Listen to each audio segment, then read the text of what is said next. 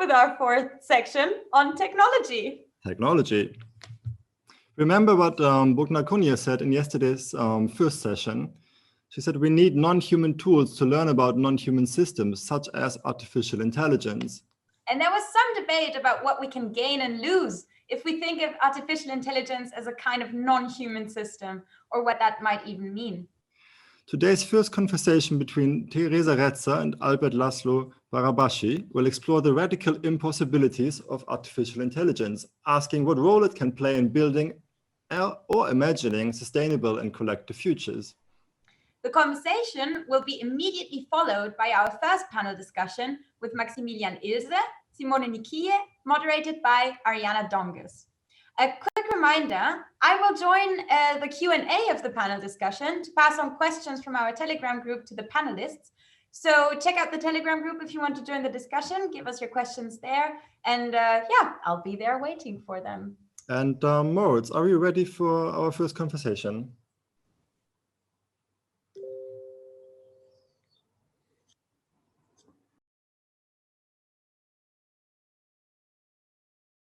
Hello everyone, welcome to the Driving the Human Festival.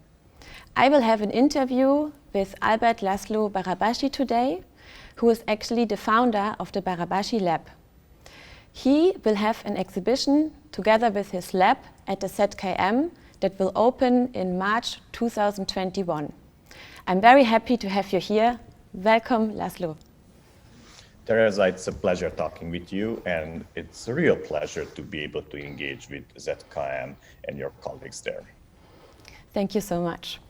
So you are holding a professorship of network science at the Northeastern University and also an appointment in the Department of Medicine in the Harvard Medical School in Boston, where you also founded the Barabashi Lab.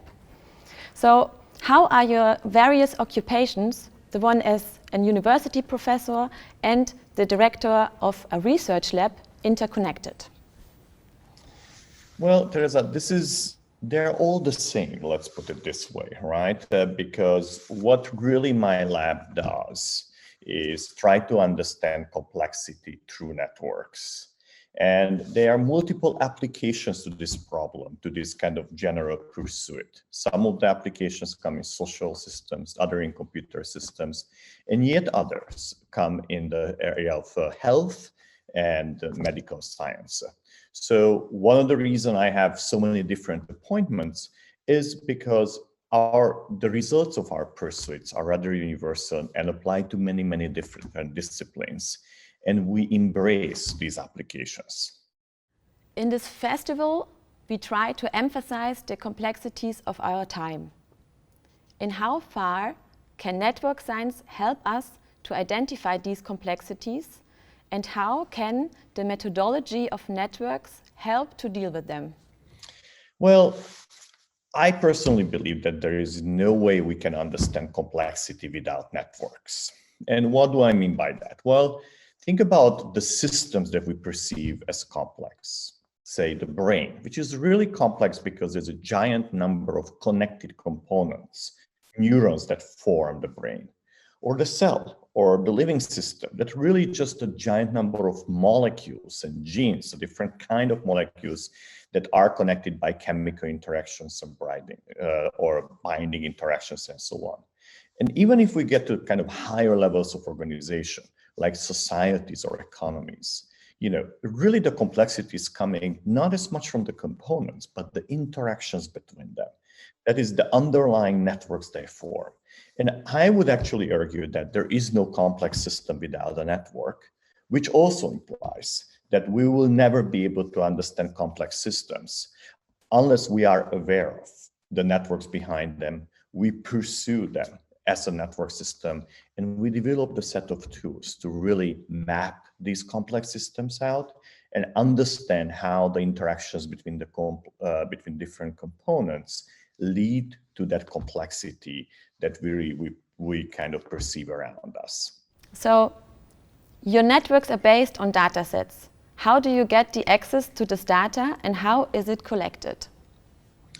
Well, this is a very important question indeed, because the reason network science has really emerged kind of in the 21st century, early years of 21st century, is because for the first time, the data became available at large enough scale to really be able to understand these complex systems.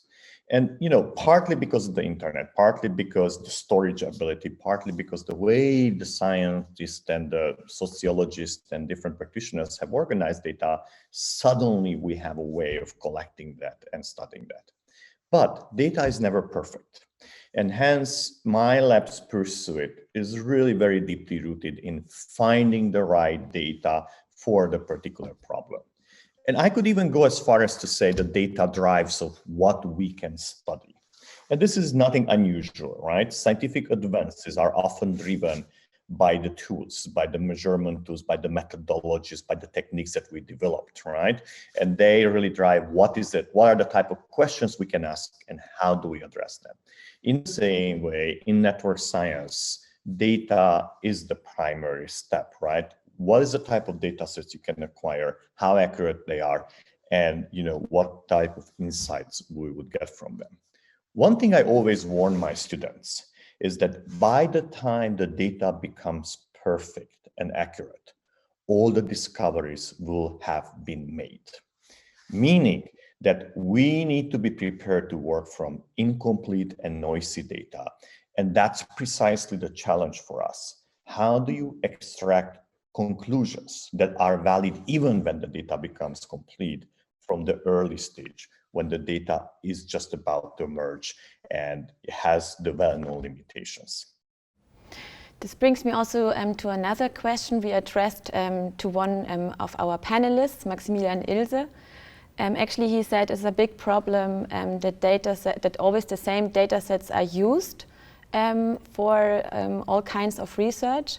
And you are saying there will be maybe a future in which all data is out there and we can make network science out of it and show it to other people how actually everything is interconnected. But this step seems very far away to me. Yes, and often we don't even need all the data, right? Because it always depends on the nature of the questions we want to ask, how good and how accurate the data needs to be. I would probably argue that we will never arrive to the point when all the data is available, because this is a little bit like the idea that there will be a moment where we will have discovered everything in science and there is nothing to be discovered. And what science practice shows is the opposite. The more we discover, the more questions we have. So the more data we will have, the more sophisticated questions will emerge. And maybe we don't need new data, but then we need new ways of conceptualize the data, new ways to kind of think about the system. And once you do that, then you realize you need more data. Thank you.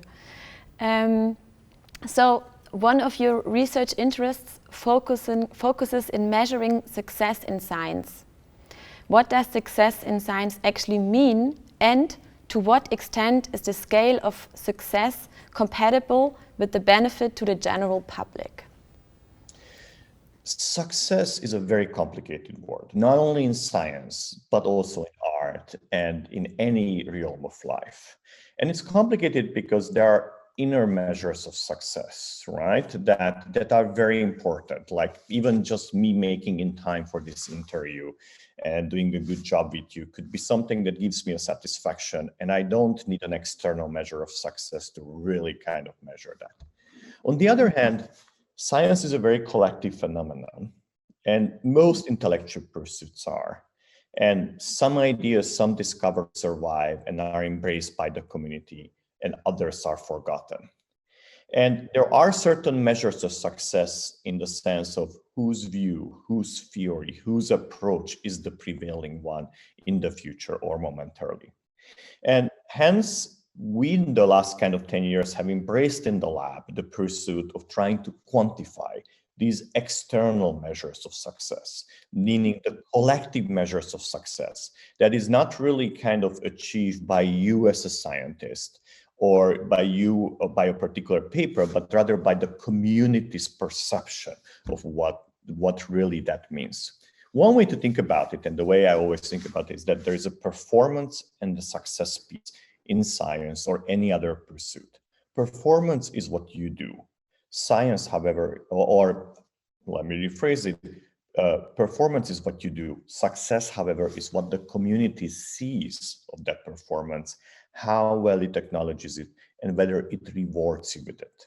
And rewards can be many, many different things, can be citations, can be money, can be prices, can be positions, and so on.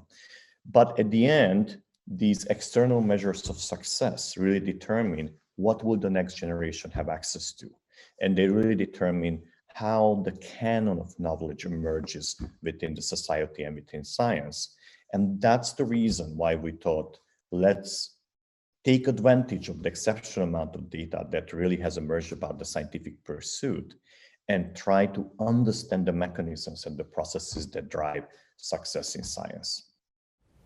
So you already critically engaged actually with this measurement of success in science, because what you said is it's not very much compatible with the benefit to the general public, probably, because the measurements are just different. It's not like what is really needed for people and these kinds of things.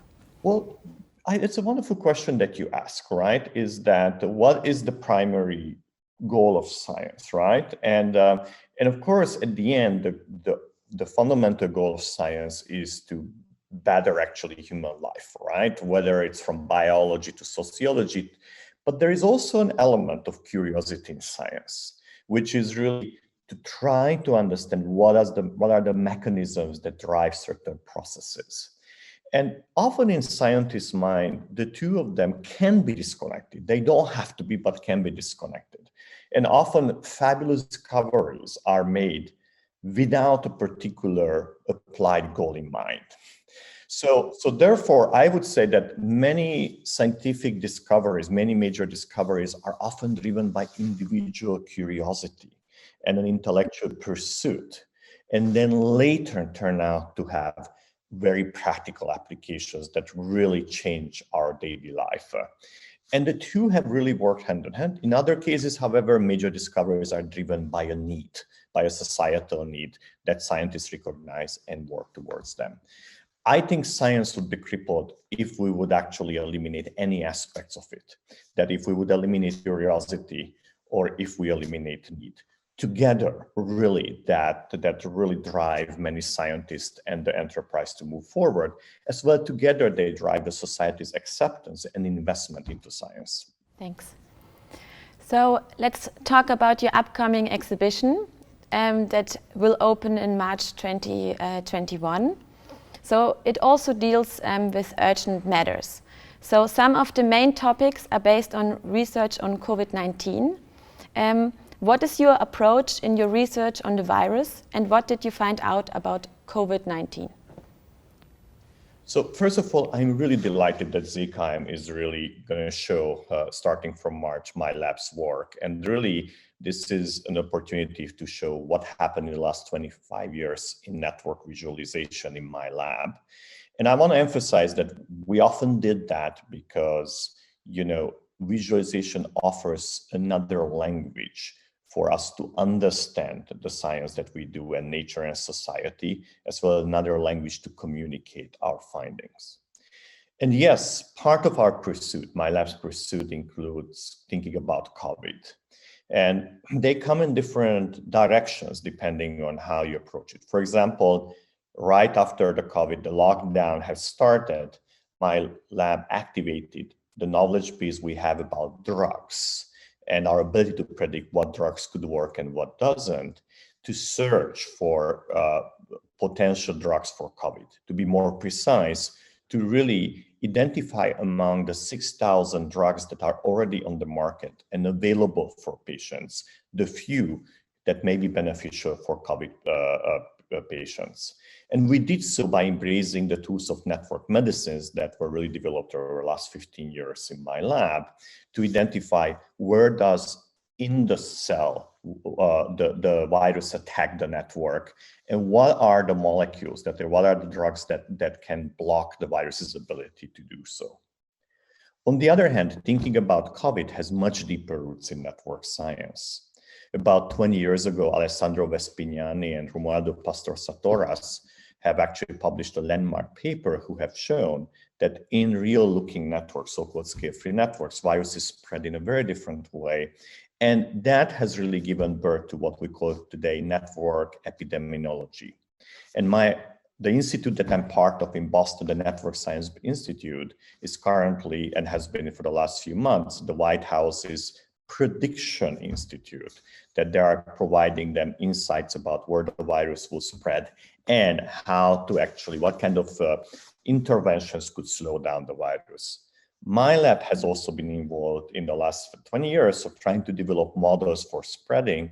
And indeed, about 10 years ago, I had the opportunity for the first time to use mobile phone data to ask how would the virus actually spread if it spreads by contact between individuals, because the mobile phone data allowed us to identify where people are and when they come into contact.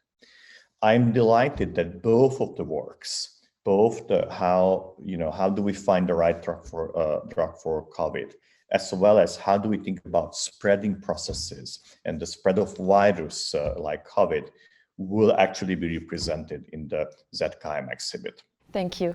Let's continue with the last question.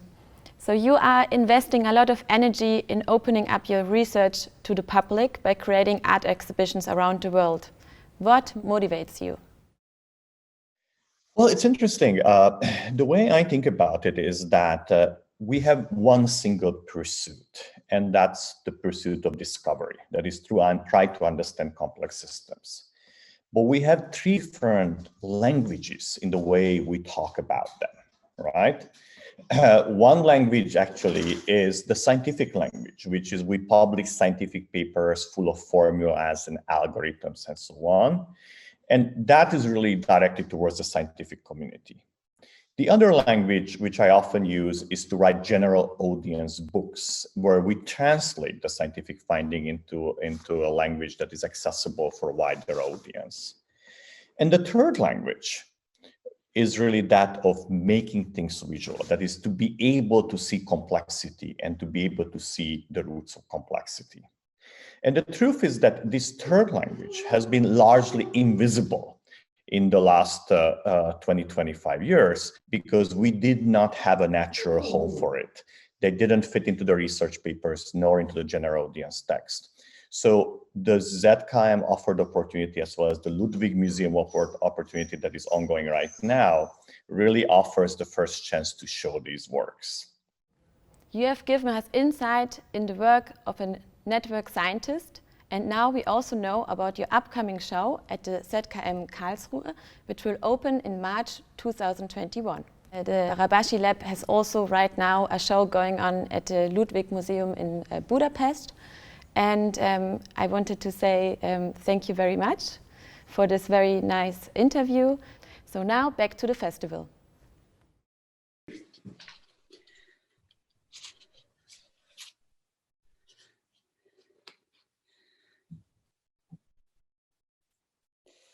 Yeah, good afternoon and welcome to day 2 of the Driving the Human Kickoff Conference. And I hope you are all well and comfortable behind your screens, wherever you are. I greet you from Grey Berlin. My name is Ariana Dongos and I'm very delighted to moderate this panel on technology. I'm a media scholar, PhD researcher and journalist, and also work at the HFG Karlsruhe, the University of Arts and Design, in the theory department.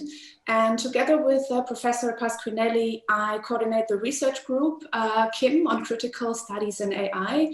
It is also situated here at the HFG.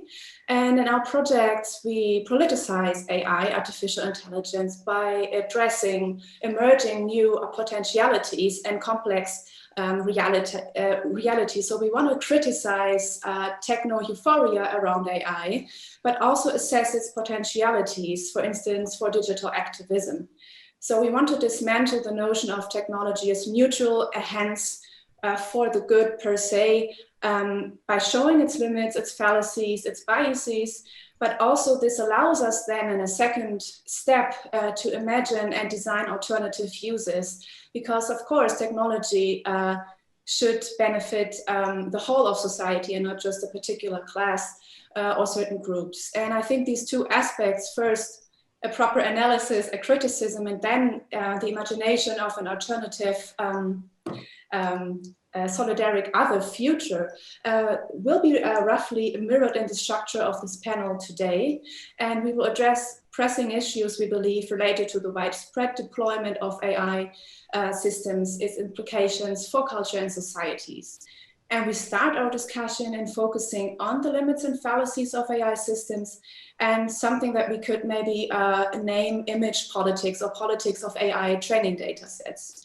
If you participated already in this conference, you will know this already. If not, please let me quickly walk you through the structure of this panel. So we start the discussion with a quite short introduction by the panelists themselves, in which they address important points and arguments that we will refer to later in the discussion. And please feel free to comment and ask questions in the Q&A session after the panel. And if you have questions or want to leave a comment right now during the panel itself, we also have a Telegram chat open to your contribution that was communicated or is communicated with you widely, I guess. And dear Maximilian, dear Max, maybe this is a good starting point now to hear about your work expertise. Let me quickly introduce Max to you. He's a PhD candidate at the Amsterdam Machine Learning Lab, and he is developing novel AI algorithms primarily for computer vision applications, like, for instance, image classification and segmentation. He will explain what that means to you. Yeah, and I'm happy to welcome you, and please give us a short statement about your angle on the topic. Yeah, thanks so much for having me. Thanks, Ariana, for this introduction. I maybe will go shortly over what I do on a daily basis. So, like, I'm a PhD student in my last year, and my PhD topic is really developing of AI algorithms. And what that usually means is I have to choose two things. I have to choose a number of parameters and how these parameters are connected in an AI model. And the second part is usually I have to choose a training algorithm that then will adjust these parameters in the model. And like a simple example is always like classifying dogs and cats, like images of dogs and cats. And so for each of these two classes, I have to give to the AI model a lot of training examples, which means an image of like a cat or a dog, and then a label that tells the algorithm, the AI model, there is a dog or a cat in the picture. And it is very important to stress here that I don't tell the AI model what to look for. Like, I don't tell, like, look for noses and ears to distinguish between cats and dogs. I just give it the data, and it needs to figure out all of that by itself, like the model by itself. And to do that reliably, it needs a lot of data. And one thing I kind of become concerned about now, especially in the late stage of my PhD, is these models will use everything they can find in these pictures. And that leads to a lot of problems. And since the data sets become bigger and bigger, it becomes harder to tell what is actually in these data sets and what is actually the AI model using to do its task. And in addition, maybe as a last note, is a lot of time I also don't know really where each item in the data set comes from. And so I think these are rather concerning questions that are usually not asked in the field that I am in, where people really strive for novelty and performance. Yeah, thanks so much, Max. I think we will get back to this right away, but for now it is my pleasure to introduce Simone Niki. She's a designer and researcher based in Amsterdam, and she teaches design research at ArtEZ. It's a University of the Arts in Arnhem, and is Chief Information Officer at the Design Academy Eindhoven. So at least I can pronounce the Dutch names correctly. Dear Simone, please also quickly introduce yourself and your work. Yes, thank you, Ariana, for this introduction. And thanks for having me virtually here, even though we're in the same physical place, more or less, Max.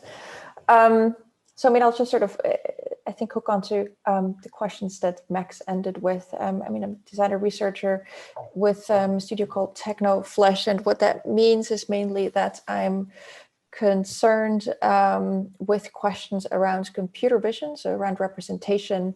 A lot of my work sort of begun with looking into how a body is digitized, and that sort of led to looking into the histories of 3D scanning, photogrammetry, sort of different modes of capturing that sort of surpass photography as a wet lab.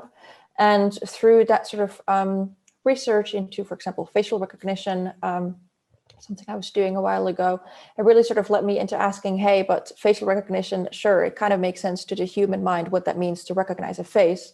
But how is something like that translated to computer vision or machine vision, where you sort of outsource it to a different intelligence? I think on this panel, we sort of refer to it as an artificial intelligence. So how does vision, something that is pretty banal and taken for granted, even though it's not even for a human, how is that being translated to other than human? And with that, I think come questions that to me are super fascinating, and from what I heard from Max as well. And I think part of what is so fascinating about them is, again, that they're taken for granted often when it's something that you can just simply do. So for example, the cat and dog example is something, yeah, well, sure, I know what a cat and a dog is, but having to actually translate it and explain this either to another sort of species or to a machine comes with a lot of sort of design questions, I believe, that are really interesting and also have consequences on society at large. And this is where the data set comes in. And I think that's something that we're going to talk about a little bit more. We will, but let me first go back to Max's research, because we really have a rare opportunity to have a programmer, researcher, scientist with us who's really working on the fundamentals of object detection. And our first meeting, you were saying a lot of the algorithms you develop are so-called multi-purpose algorithms. That means that you can have one algorithm, but the deployment, the possibilities are multiple, obviously. So I would be interested in how do you know what kind of algorithm, the algorithms that you develop, in what areas will they be deployed, for one? And then also you had this notion of questionable research that I really like, that I would like to get back to, because how can you make sure that you only detect a cat or a mouse or a dog or a face? How can you not, how to say, like you said something, there is a tendency, or correct me if I'm wrong, to detect anything in an image. So this will of like to really absorb as much information as possible. And again, if this comes into maybe a questionable research situation, so it could be used for the good, obviously, but then again,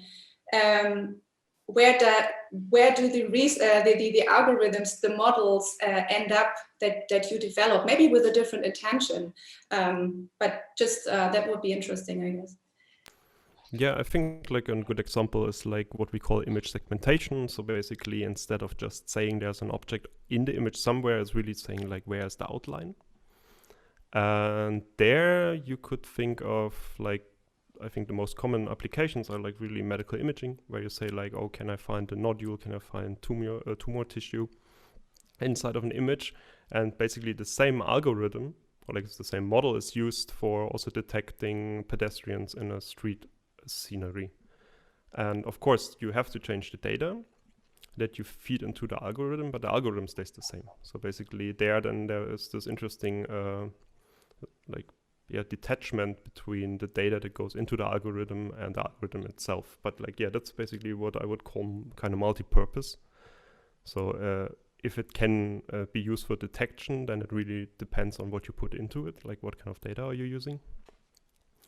And the second thing, what I was referring to, also like these kind of questionable things, and also I think what Simone already said is like, we have this idea how vision works, but this is not what the algorithm necessarily has to do. Like I think a really good example is when you have big data sets and there are things related to winter sports. It's a pretty silly example, but I think it shows really well what is wrong with these algorithms is, let's say you want to classify skiing, and that's the only thing that has to do with winter in your whole data set. It will not learn what a ski looks like. It will just learn that the image is white.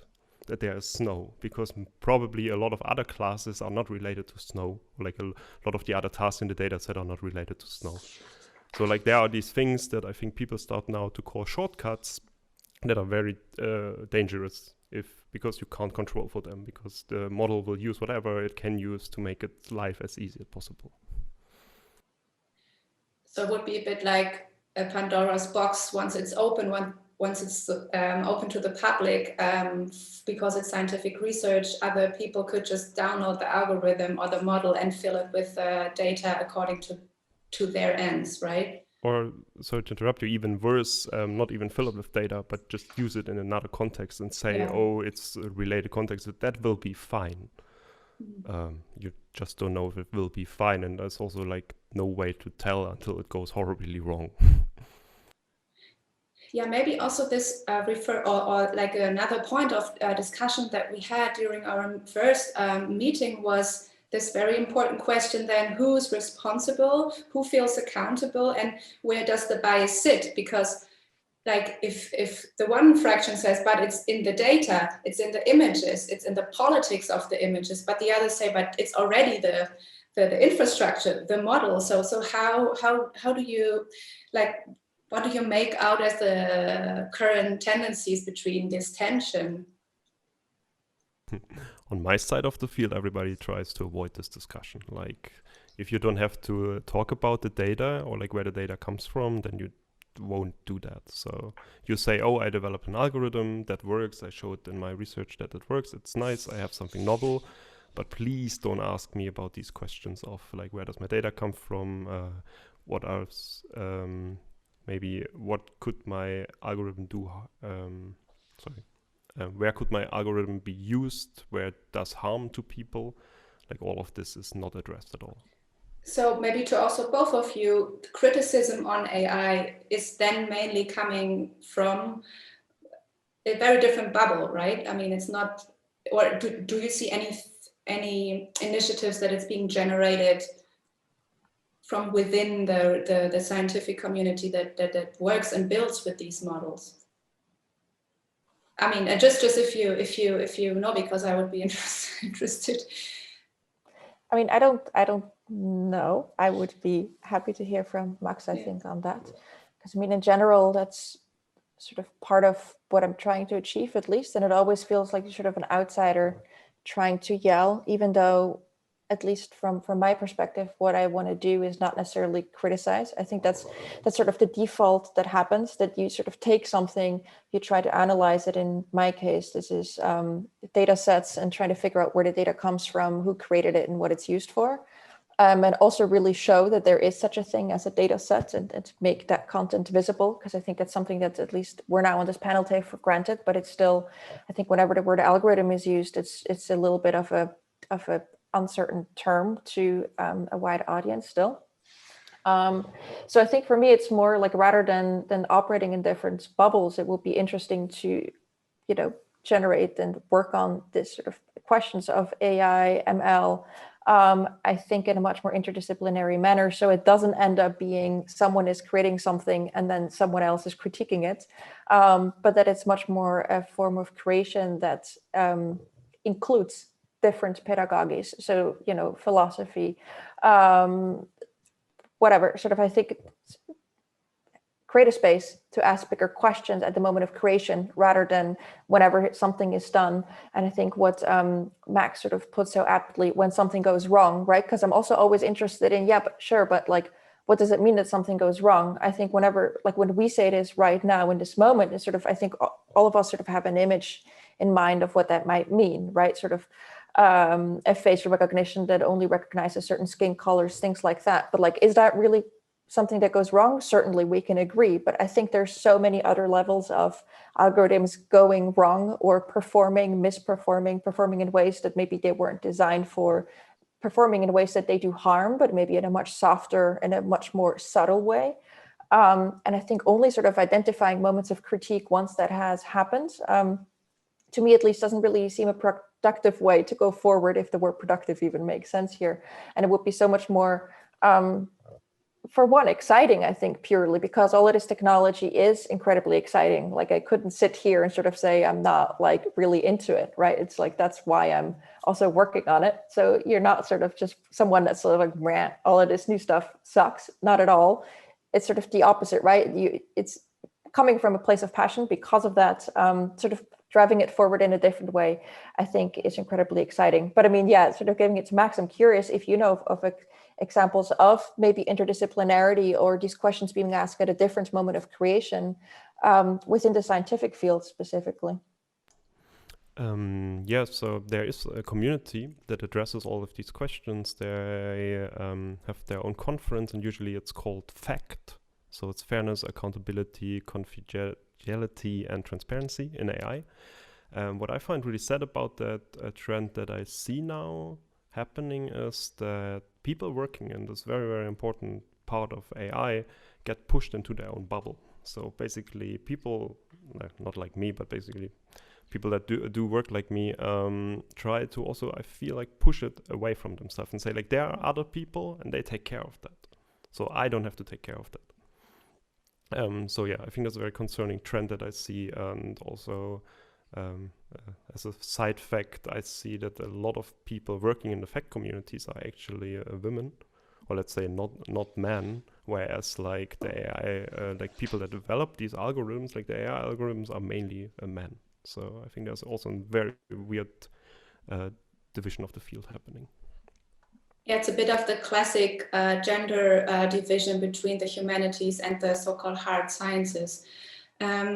But Simon, I would like to get back to some visual aesthetics strategies and maybe talk a bit about your work, because I guess for our audience, I mean, it's always good to have an example to make it a bit more tangible what we talk about. I mean, this is also a big, let's be honest, a big problem in how to make criticism understandable, approachable for people who have not been dealing with these topics like maybe us for a couple of years now. So you did a recent work that's called Homeschool, and maybe you want to briefly outline what you did there, because I think it's a very beautiful example of how to make certain things uncanny, that are actually uncanny in itself, but the way you do it, you really make this visible. And I think that's a very important contribution to AI criticism.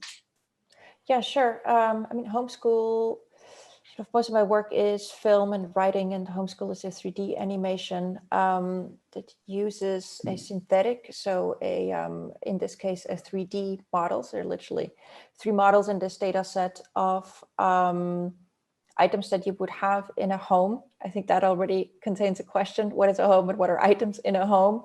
And floor plans. And the reason for this data set is that you could train sort of future domestic robots how to navigate a home or how to operate within it. So how to recognize an object that they're supposed to interact with, or how to, clean, and while cleaning know that, I mean, this would already be super complicated, but like how to clean up, right? Like this is trash, or this is something to keep, things like this.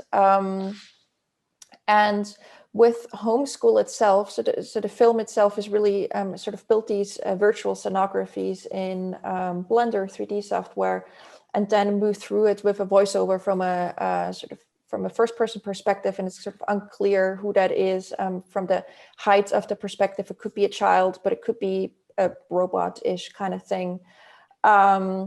And it's sort of trying to understand and learn about its environment. And I mean, the film is also sort of, besides actually using the data set, which normally isn't used for this sort of purpose, sort of really put front and center, I was really inspired by sort of a few bits and pieces that I realized while reading the research papers of this data set called CNET RGPD. And it was normally moments when the researchers were sort of annoyed, like, hey, it didn't perform correctly.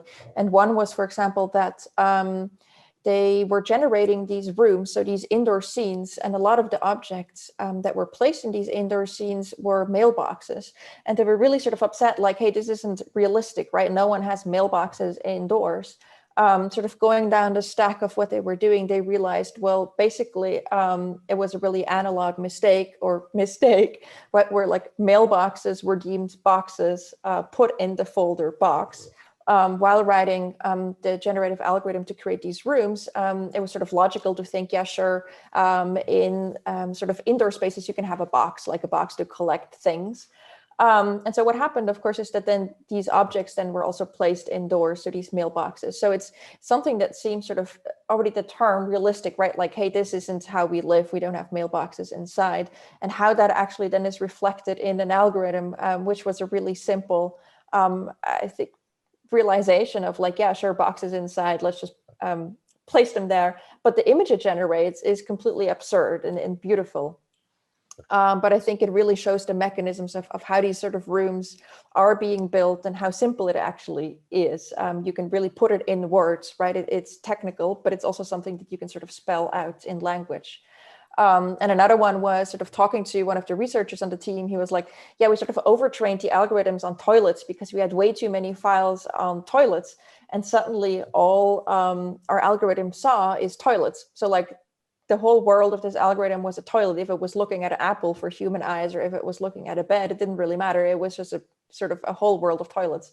And I think that was another sort of beautiful moment where it's just because there was an overload of one kind of data, which as humans we call toilet, right? Sort of the output again was also sort of based on language in that way, because it was just calling it toilet. If it would have been called something else like white sitting object, then that's what it would have been.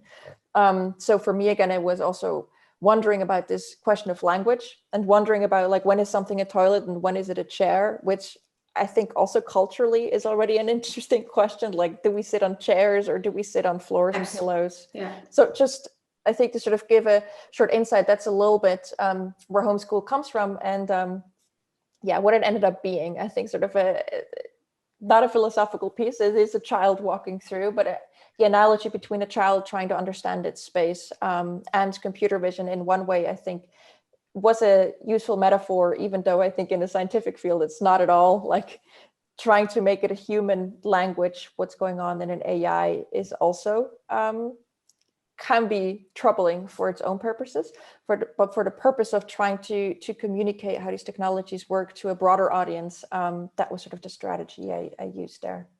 Yeah, thanks, Simone. I think this is a very striking example. Max, do you want to add anything to Yes, that? I guess yes, so.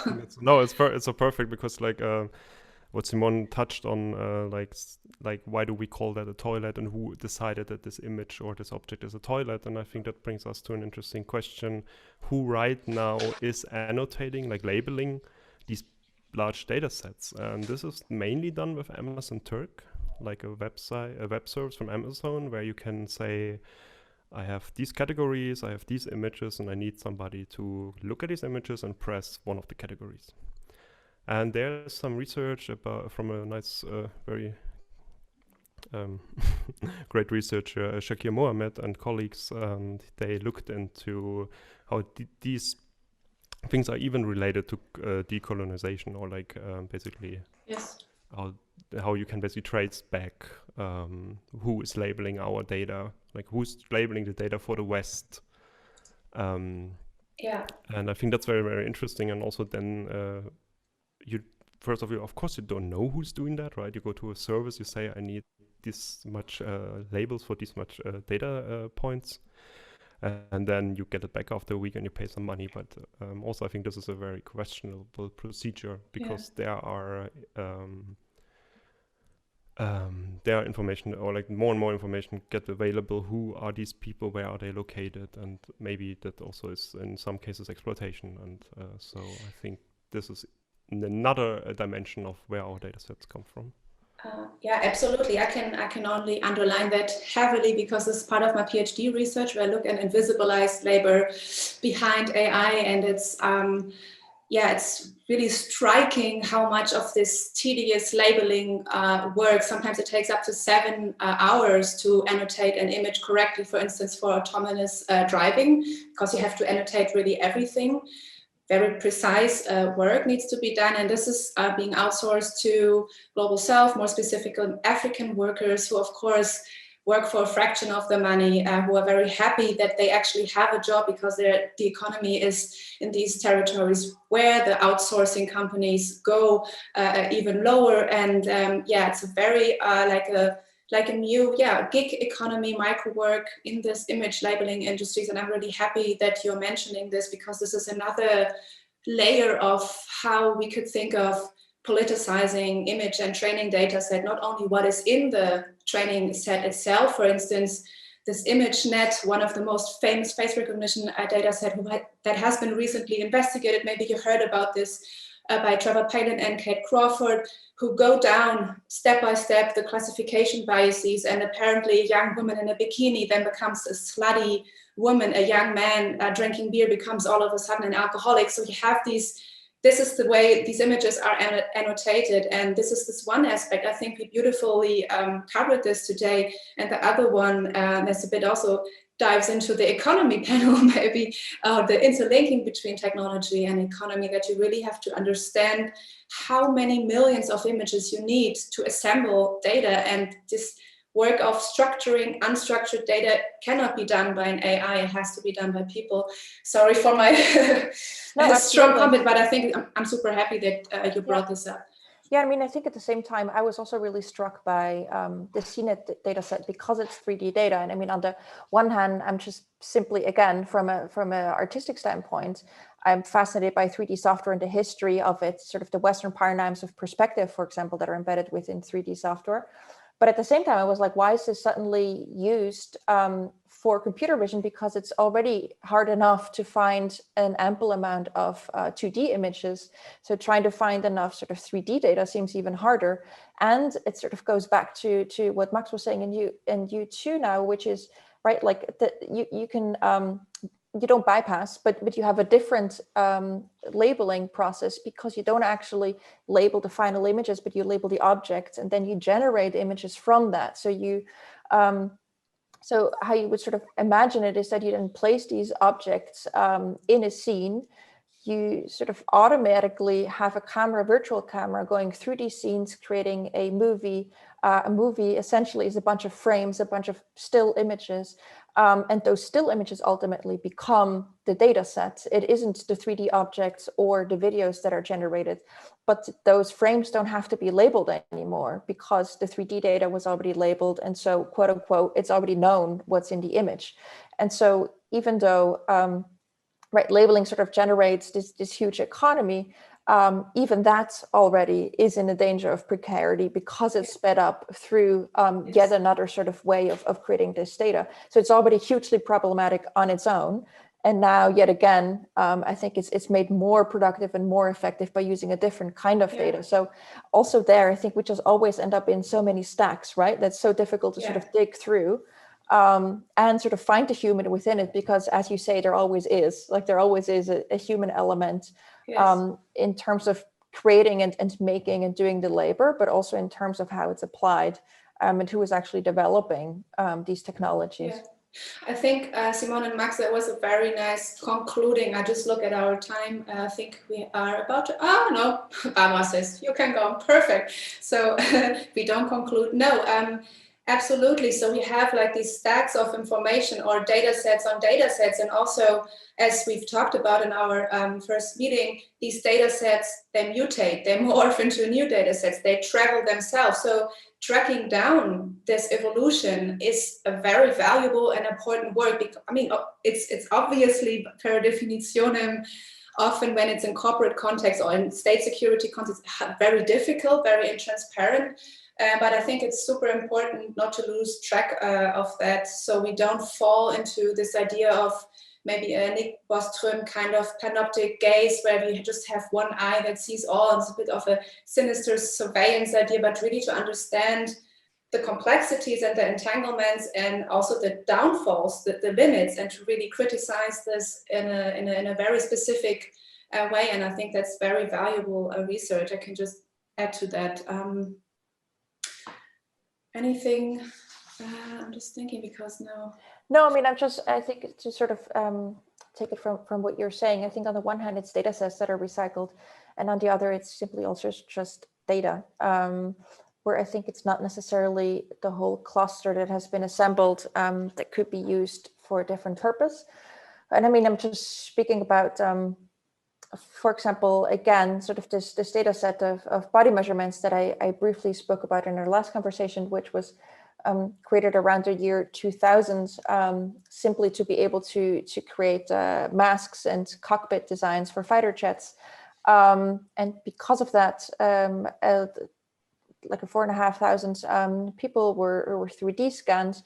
And to this day, it's still sort of the largest amount of 3D scanned human bodies that there are, and it's called CSER. And so there, I think it's not even just a whole data set that is repurposed for different bits and pieces, but it's, for example, a bunch of these sort of human scans that are used together with other kinds of 3D data, for example, that then is training. I mean, one that I found, for example, is like an image segmentation training data set, which has absolutely nothing to do, of course, with sort of ergonomically designing fighter jets. And I mean, there I've realized that sort of having a visual training background is super useful, because how I do this research is literally going through research papers and looking for what kind of data sets are being used. And normally it's not sort of the file name, because the file name changes. So there isn't really a sort of simple Command F sort of search find way of trying to identify the data and how it's been used over and over. I think Lena is a really good example here, sort of the image of a woman called Lena, who was a Playboy centerfold, one of the first images that was scanned and sort of recycled through the ages as an image to train face recognition or any kind of image compression, image analysis, image segmentation. And the same is happening over, I think Lena we know, and there's so many other ones. And so sort of with CSER, I was trying to figure out, where does this sort of piece of data end up?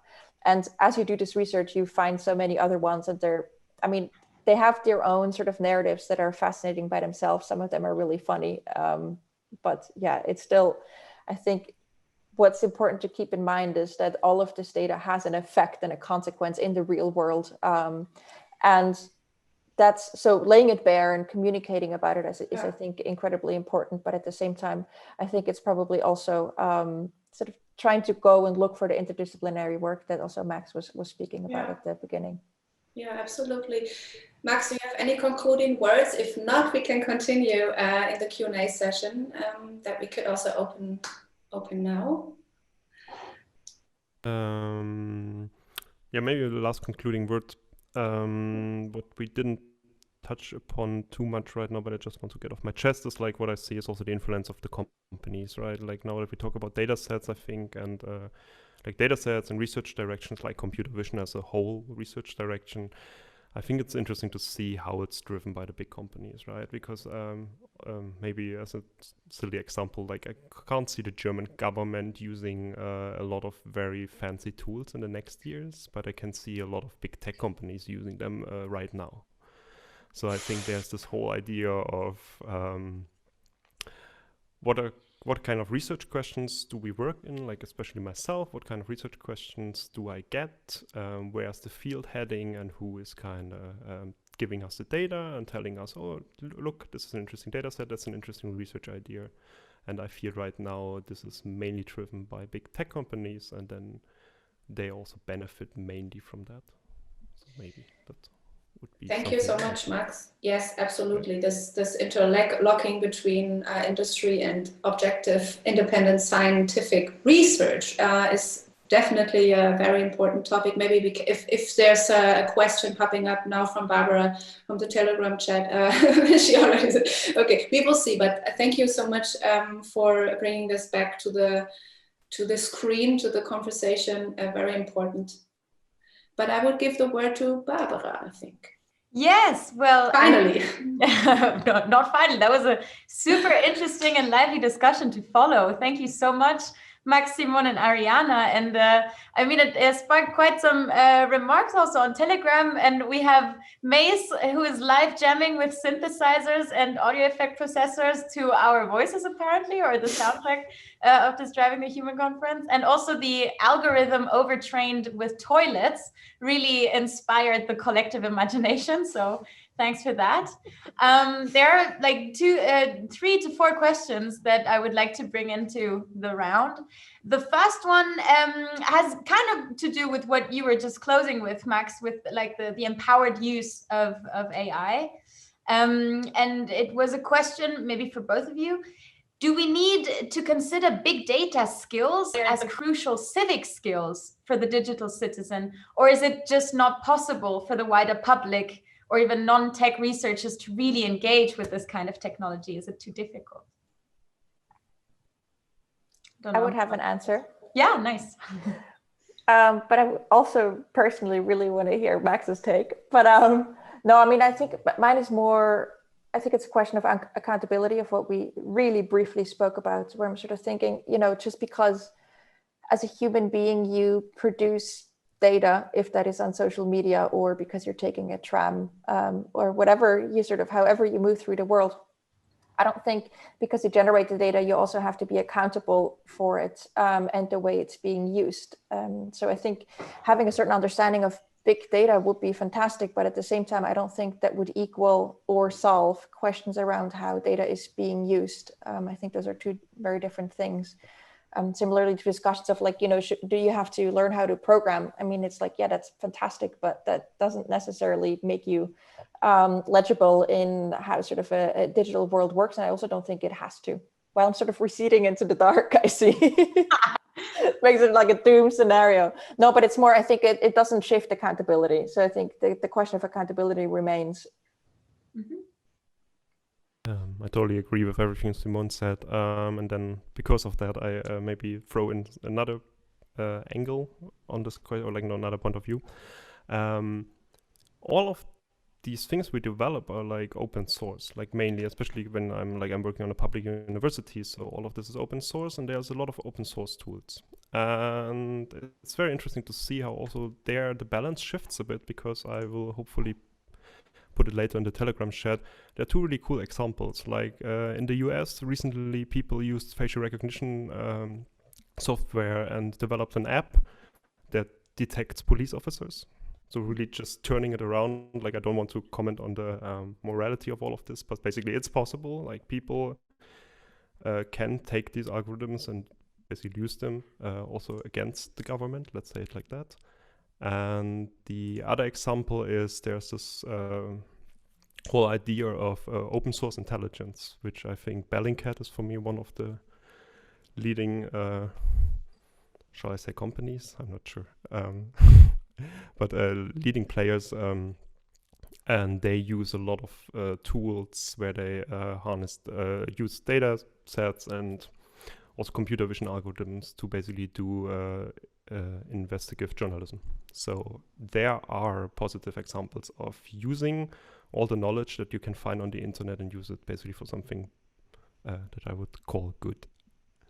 I could also give another example, but we can go to the next one. Oh, you can, please. Because, yeah, we have our research fellow, Adam Harvey. Maybe you've heard about him. I really like his work called Megapixels, because there he really does this work of tracking down how, first of all, data sets are being assembled, how are the images gathered.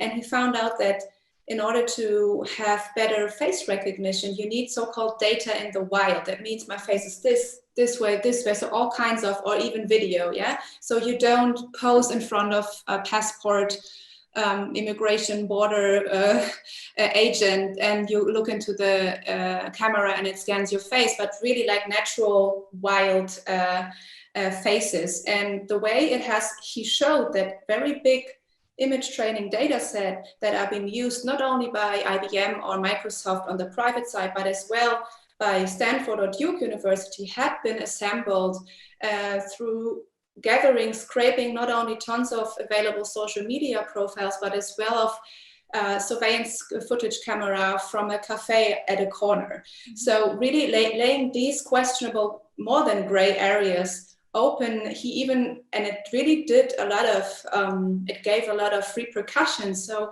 as a consequence, the companies, but as well as Stanford and Duke universities, were forced to take down these data sets, and it created a big public critical awareness. And I think projects like this, just as your work, Simone, in a different way, once we start to talk about this and really create critical awareness it can force, because we know the power of the media. Yeah, if we can really start a conversation, and of course it does not change the power structure from one second to the other, but I do believe these projects are very, very valuable, and that there's many more now being developed.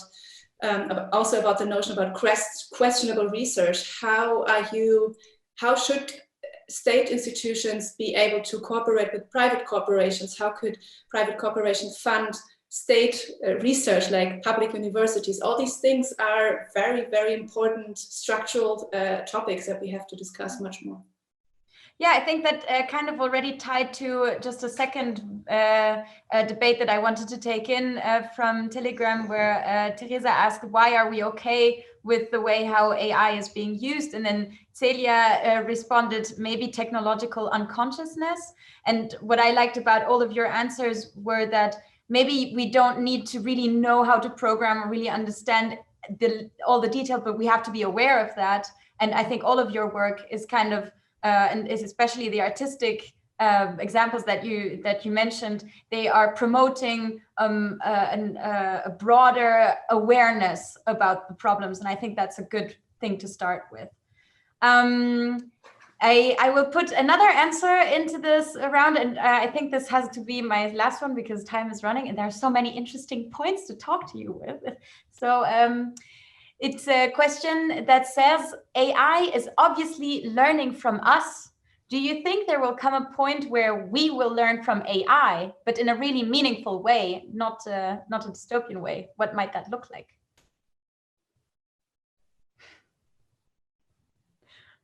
Yeah, go ahead. I would have an example. There's this chess grandmaster, I hope I get the name right, Magnus Carlsen. Mm-hmm. And recently, or let's start in the 80s, there were always chess computers, and they play basically using rule books. So it's a very big decision algorithm. It's like, oh, if the person does this step, then I do this step. So it's very easy also to understand how it works. But recently, people, I think at Google, developed a new chess algorithm that works more along these lines of using data and using games that were played and analyzing them, and in the end you don't know what the algorithm does anymore. And this algorithm plays in a very weird way.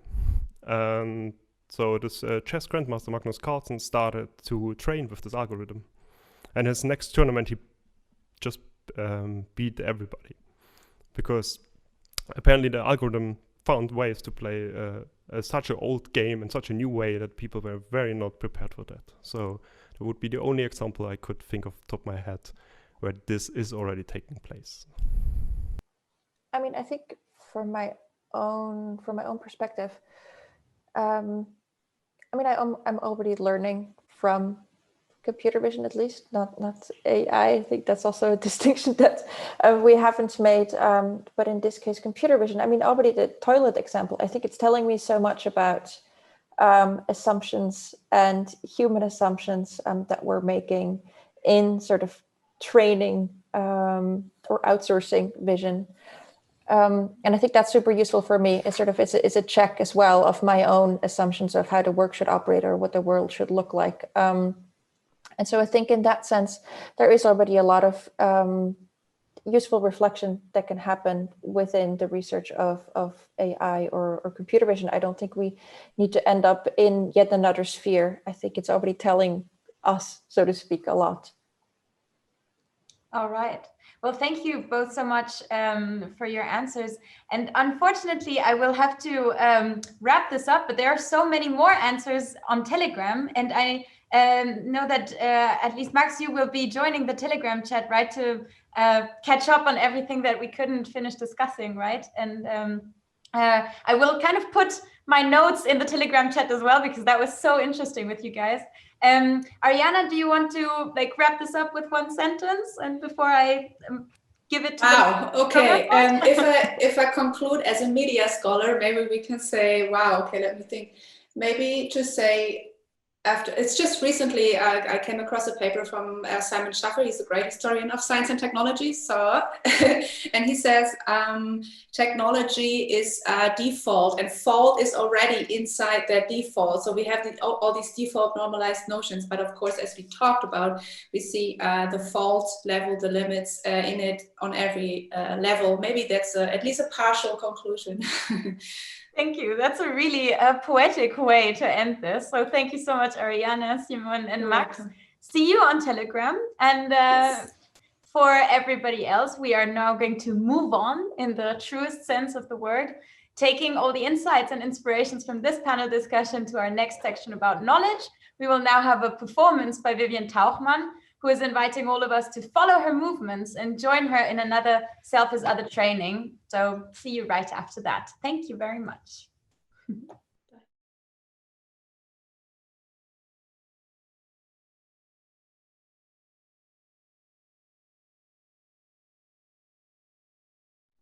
I would like to ask you to please stand up wherever you are at the moment.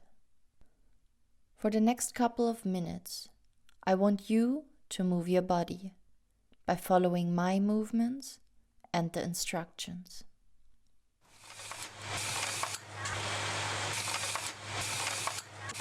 Stand straight, bend knees slightly, raise right toes, move back to the ground, raise right toes, move back to the ground, raise right toes, move back to the ground, repeat continuously. Bend spine slightly, bend arms to the front, lift elbows slightly, keep hands flat towards front, move hands parallel forward, move hands parallel backward, move hands parallel forward, move hands parallel backward, move hands parallel forward, move hands parallel backward, repeat continuously.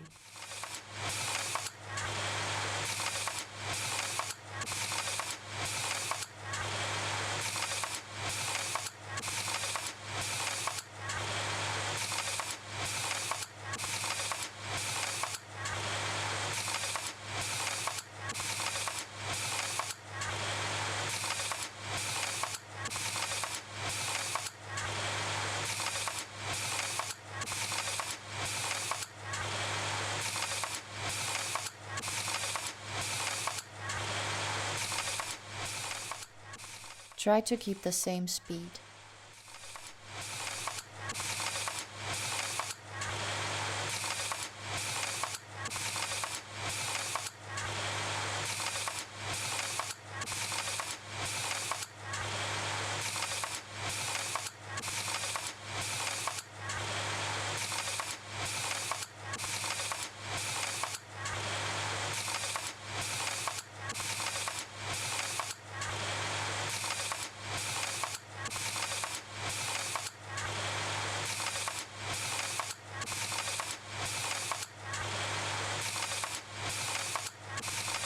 Try to keep on going.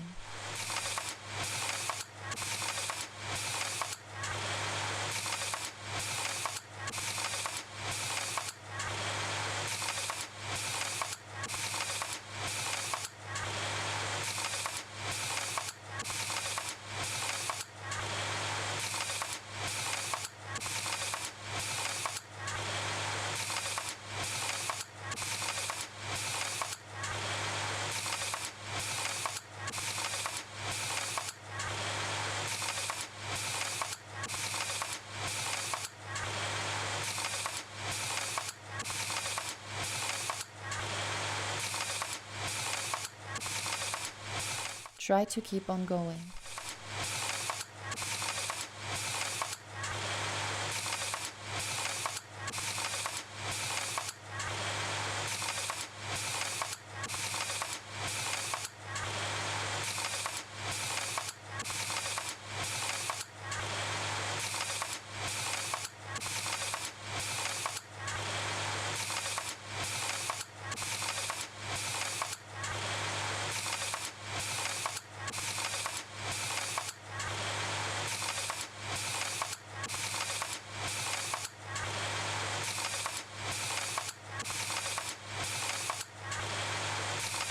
Try to keep on going.